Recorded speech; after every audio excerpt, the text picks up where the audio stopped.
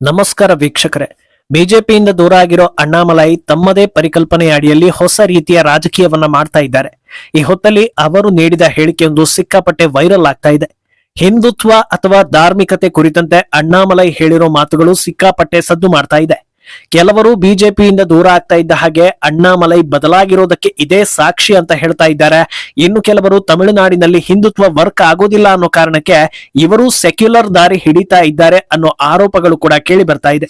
ಮತ್ತೆ ಕೆಲವರು ಅಣ್ಣಾಮಲೈ ಹೇಳಿಕೆ 100% ಸರಿ ಇದೆ, ಪವನ್ ಕಲ್ಯಾಣ್ ಹಾಗೂ ಅಣ್ಣಾಮಲೈ ದಾರಿ ಆಲ್ಮೋಸ್ಟ್ ಒಂದೇ ರೀತಿ ಇದೆ ಅನ್ನೋದನ್ನ ಕೂಡ ಹೇಳ್ತಾ ಇದ್ದಾರೆ. ಇದೇ ಕಾರ್ಯಕ್ರಮದಲ್ಲಿ ಅವರು ಬಿಜೆಪಿ, ಪ್ರಧಾನಿ ಮೋದಿ ಹಾಗೂ ರಾಷ್ಟ್ರೀಯತೆ ಬಗ್ಗೆ ಆಡಿರೋ ಮಾತುಗಳು ಕೂಡ ವೈರಲ್ ಆಗ್ತಾ ಇವೆ. ಇದೆಲ್ಲವನ್ನ ಒನ್ ಬೈ ಒನ್ ವಿವರಿಸ್ತಾ ಹೋಗ್ತೀವಿ.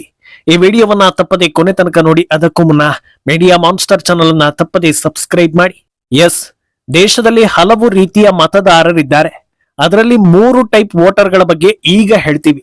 ಒಂದು, ತಮ್ಮ ಇಷ್ಟದ ಪಕ್ಷವನ್ನ ಯಾವುದೇ ಕಾರಣಕ್ಕೂ ಬಿಡದೆ ವೋಟ್ ಹಾಕುವವರು. ಎರಡನೆಯದು, ಸದ್ಯದ ಪರಿಸ್ಥಿತಿ ಹೇಗಿದೆ, ಯಾರಿಗೆ ವೋಟ್ ಹಾಕಿದ್ರೆ ಈ ಬಾರಿ ನಮಗೂ ಹಾಗೂ ದೇಶಕ್ಕೂ ಬೆಟರ್ ಅನ್ನೋದನ್ನ ಯೋಚಿಸಿ ವೋಟ್ ಹಾಕೋ ನ್ಯೂಟ್ರಲ್ ಮತದಾರರು. ಇನ್ನೊಂದು ವರ್ಗ, ಯಾರಿಗೆ ಜಾಸ್ತಿ ಬೆಂಬಲ ಇರುತ್ತೋ ಅವರನ್ನ ಕಾರಣ ಇಲ್ಲದೆ ದ್ವೇಷಿಸ್ತಾ ವಿರುದ್ಧ ದಿಕ್ಕಲ್ಲಿ ಇರುವವರಿಗೆ ವೋಟ್ ಹಾಕುವವರು. ಈ ಪೈಕಿ ಒಂದು ಪಕ್ಷದ ಕಟ್ಟರ್ ಬೆಂಬಲಿಗರಿಗೆ ತಮ್ಮ ಬಳಗದಲ್ಲಿ ಇದ್ದ ನಾಯಕರು ಬೇರೆ ದಾರಿ ಹಿಡಿದಾಗ ಅವರ ಕಡೆಯಿಂದ ಬಂದ ಹೇಳಿಕೆಗಳು ಬೇರೆ ಬೇರೆ ರೀತಿಯಲ್ಲಿ ಅರ್ಥ ಆಗೋ ಸಾಧ್ಯತೆ ಇರುತ್ತೆ. ಈಗ ಅಣ್ಣಾಮಲೈ ವಿಚಾರದಲ್ಲೂ ಕೂಡ ಹೀಗೆ ಆಗ್ತಾ ಇರುವಂತೆ ಕಾಣಿಸ್ತಾ ಇದೆ. ತಮ್ಮ ನೂತನ ರಾಜಕೀಯ ಕ್ಯಾಂಪೇನ್ ಹಿನ್ನೆಲೆ ಅಣ್ಣಾಮಲೈ ಒಂದು ದೊಡ್ಡ ಸಮಾವೇಶದಲ್ಲಿ ಮಾತನಾಡಿದ್ದಾರೆ. ಈ ವೇಳೆ ಧರ್ಮ ಹಾಗೂ ಜಾತಿ ಬಗ್ಗೆ ಮಾತಾಡ್ತಾ ಹೋಗ್ತಾರೆ. ಆಗ, ನಾನು ಒಬ್ಬ ಹಿಂದೂ, ಹಣೆ ಮೇಲೆ ಕುಂಕುಮ ಅಥವಾ ವಿಭೂತಿ ಇಡೋದು ನನ್ನ ಸಂಪ್ರದಾಯ, ಅದು ನನ್ನ ಐಡೆಂಟಿಟಿ ಕೂಡ. ಆದ್ರೆ ಇಲ್ಲಿ ಸೇರಿರೋ ಜನರಿಗೆ ನಾನು ಒಂದು ವಿಚಾರವನ್ನ ಹೇಳೋದಕ್ಕೆ ಇಷ್ಟಪಡ್ತೀನಿ. ಸಮಾಜಮುಖಿ ಕೆಲಸ ಮಾಡೋದಕ್ಕೆ ನೀವು ಸೇರ್ತಾ ಇದ್ದೀರಿ ಅಂದ್ರೆ ಜಾತಿ ಧರ್ಮ ಎರಡನ್ನೂ ಮನೆಯ ಒಳಗೆ ಇಟ್ಟು ಬನ್ನಿ. ನಮ್ಮ ಧರ್ಮ ಹಾಗೂ ಜಾತಿ ಅನ್ನೋದು ನಮ್ಮ ಮನೆ ಒಳಗೆ ಮಾತ್ರ ಇರ್ಲಿ.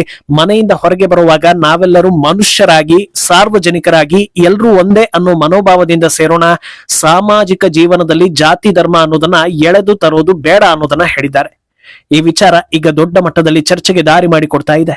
ಈ ಹೇಳಿಕೆಗಳನ್ನ ಕೇಳಿ ಕೆಲವರು ಹೇಳ್ತಾ ಇರೋದು, ಅಣ್ಣಾಮಲೈ ಎಲ್ಲಾ ತಮಿಳು ರಾಜಕೀಯ ಪಕ್ಷ ಹಾಗೂ ನಾಯಕರಂತೆ ಸೆಕ್ಯುಲರ್ ಹಾದಿಯನ್ನ ಹಿಡಿದಾಯ್ತು ಅಂತ.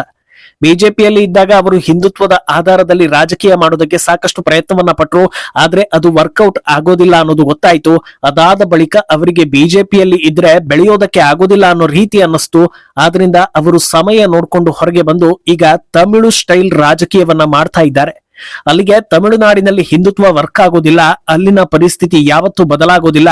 ಅದರಿಂದ ಅಣ್ಣಾಮಲೈ ಕೂಡ ಬದಲಾಗಿ 10ರಲ್ಲಿ 11 ಅನ್ನೋ ಹಾಗೆ ಮತ್ತೊಬ್ಬ ರಾಜಕೀಯ ನಾಯಕ ಆಗ್ತಾ ಇದ್ದಾರೆ ಅನ್ನೋ ಟೀಕೆಗಳನ್ನ ಮಾಡ್ತಾ ಇದ್ದಾರೆ.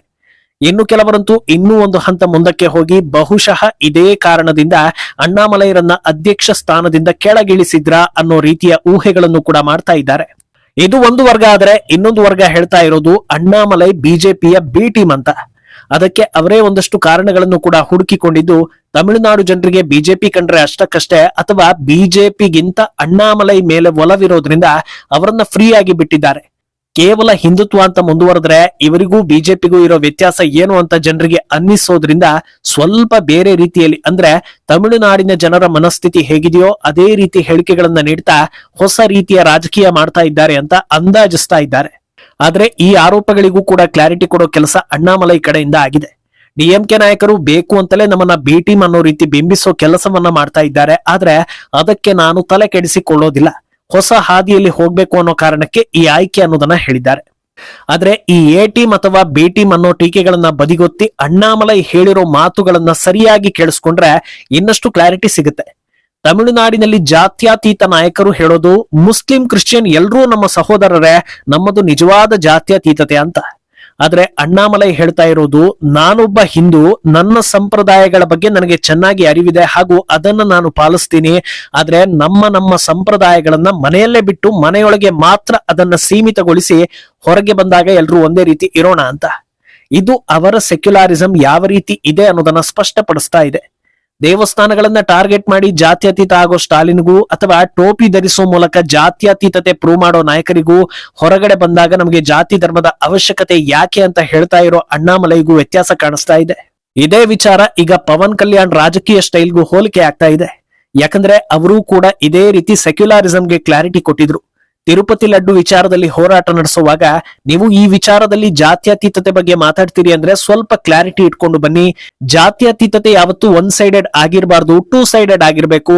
ಕೇವಲ ಮುಸ್ಲಿಂ ಅಥವಾ ಕ್ರಿಶ್ಚಿಯನ್ ಧರ್ಮೀಯರಿಗೆ ಸಮಸ್ಯೆ ಆದಾಗ ಮಾತ್ರ ಮಾತಾಡೋದು, ಹಿಂದೂ ಧರ್ಮಕ್ಕೆ ಅವಮಾನ ಅಥವಾ ಸಮಸ್ಯೆಗಳು ಬಂದಾಗ ನಮಗೆ ಗೊತ್ತೇ ಇಲ್ಲ ಅನ್ನೋ ರೀತಿ ನಾಪತ್ತೆ ಆಗುವುದು ನಿಜವಾದ ಸೆಕ್ಯುಲರಿಸಂ ಅಲ್ಲ.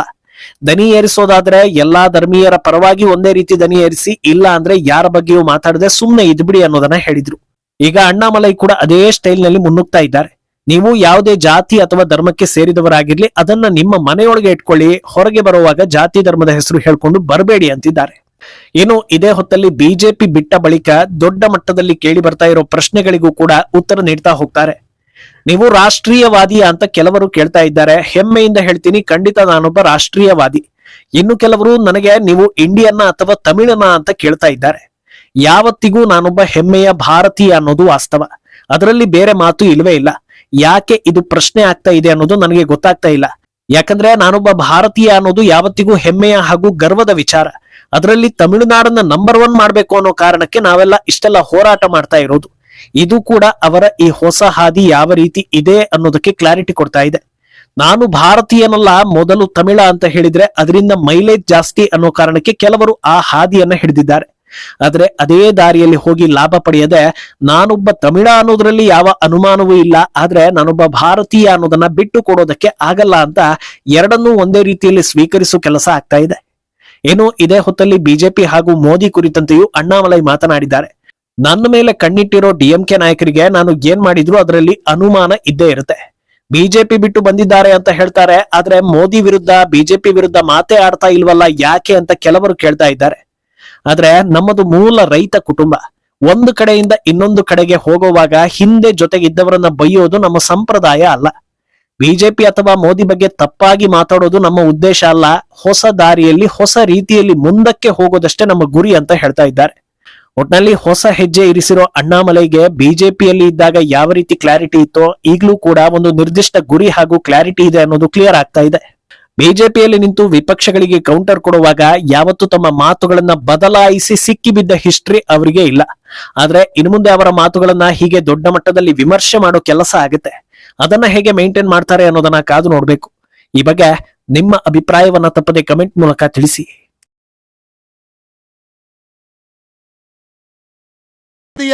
அற்புதமான இந்த நாட்டில, பாரத நாட்டில முதன்மையாக தமிழகத்தை மாற்றுவதற்காகத்தான் இந்த அமைப்பு, அதற்காகத்தான் நம்முடைய உழைப்பு, அதற்காகத்தான் உங்களுடைய உழைப்பு. இந்த இயக்கம் அருமை சொந்தங்களே,